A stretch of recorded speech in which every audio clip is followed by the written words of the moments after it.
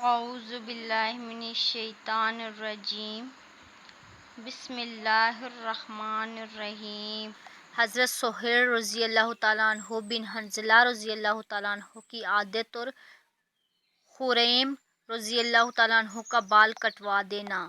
دمشق میں سہیل رضی اللہ تعالیٰ عنہ بن حنظلہ نامی ایک صحابی رہا کرتے تھے جو نہایت یکسو تھے، بہت کم کسی سے ملتے جلتے تھے اور کہیں آتے جاتے نہ تھے۔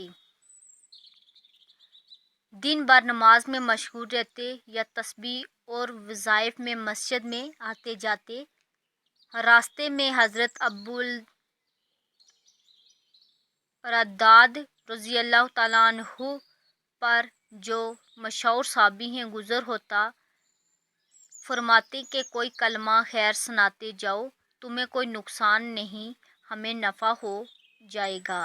تو وہ کوئی واقعہ حضور صلی اللہ علیہ وسلم کے زمانے کا یا کوئی حدیث سنا دیتے۔ ایک مرتبہ اسی طرح جا رہے تھے کہ ابو الرداد نے معمول کے منافق درخواست کی کہ کوئی کلمہ خیر سناتے جائیں۔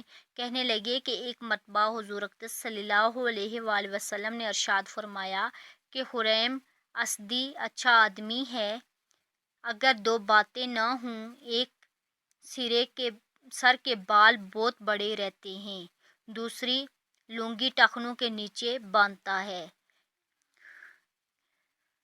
ان کو حضور اقدس صلی اللہ علیہ وسلم کا یہ ارشاد پہنچا، فوراً چاقو لے کر بال کانوں کے نیچے سے کاٹ دیے اور لنگی پنڈلی تک باندھنا شروع کر دی۔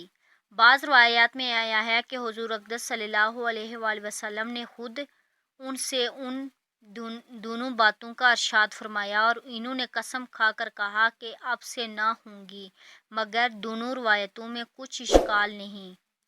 یہ ہو سکتا ہے کہ خود ان سے بھی ارشاد فرمایا ہو اور غیبت میں بھی ارشاد فرمایا ہو، جو سننے والے نے ان سے جا کر عرض کر دیا۔ اپنا خیال رکھیے گا، اس چینل کا بھی اجازت دیجیے۔ اللہ حافظ۔